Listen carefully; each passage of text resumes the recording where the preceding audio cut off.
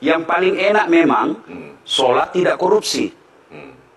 Yang paling nyaman memang, paling ideal sholat jujur. Tapi wala talbisul haqqa bil batil, kata Allah.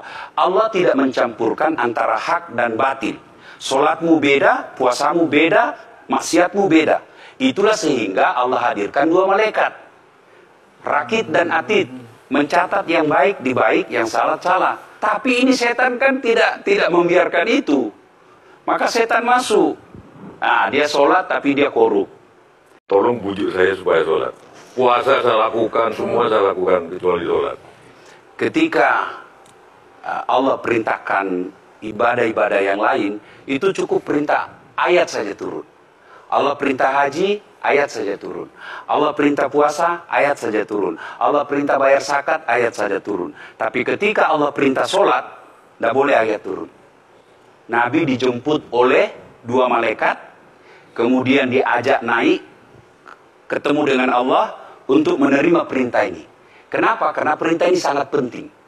Mas, saya boleh dagang, bayar zakat sambil nyanyi. Saya boleh haji sambil nyanyi. Tawaf, labbaik Allahumma labbaik, labbaik la syarika laka labbaik. Boleh. Ya, saya bayar zakat boleh sambil nyanyi. Begadang jangan begadang. Kenapa? Sholat tak boleh.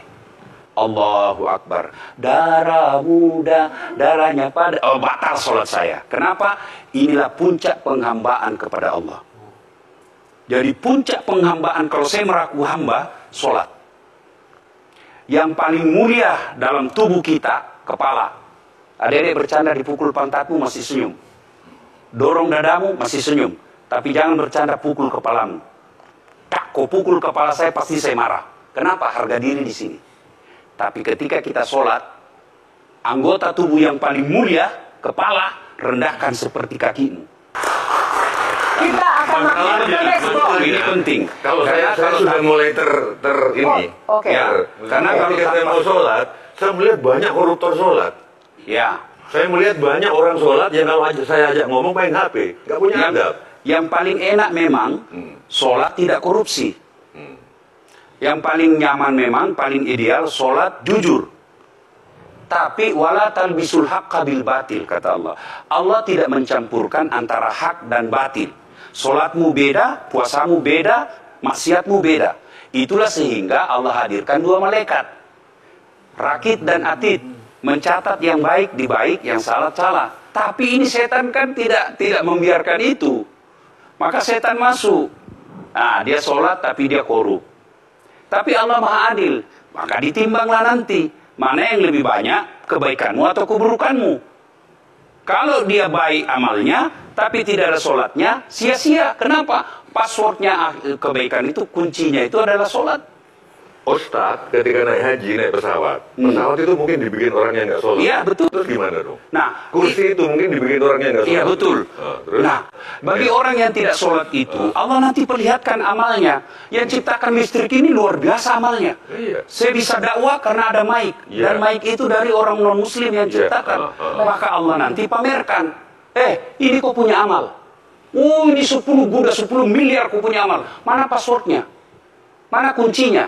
Kuncinya itulah sholat. As-sholatu imanuddin, as-sholatu miftahul jannah. Sholat itu kunci kebaikan, sholat itu tiangnya agama. Sebuah bangunan, dia bisa berdiri tanpa dinding. Sebuah bangunan, dia bisa kokoh tanpa atap. Tapi ketika bangunan tidak punya tiang, pasti tidak kokoh. Tiang itulah dalam agama, sholat. Dia tidak husuk, tidak ada urusan. Allah tidak hitung kamu husuk atau tidak. Kamu datang deh sujud sama saya. Orang haji kan melempar 3 jumroh. 1 tiang, 7 batu. Kenapa tidak dikumpul saja itu? 1 kali lempar. Tak, tak, tak. Kenapa? Kenapa mesti 3 hari dan kenapa mesti 3 titik? Itu pesan moralnya, melawan setan itu perlu napas panjang. Dengar azan, jangan pikir setan, lihat tabar itu. Tidak usah kau sholat, nanti kau tua. Anggaplah pergi sholat, setan menyerah, tidak. Buru-buru kamu, buru-buru. Akhirnya apa? Wudhu tidak sempurna. Anggaplah Anda wudhu dengan sempurna. Setan menyerah, tidak. Masuk masjid. Tidak usah sholat sunnah, tidak usah sholat sunnah. Prinsipnya setan, kalau dia tidak bisa dikalah, jangan untung. Nah, gimana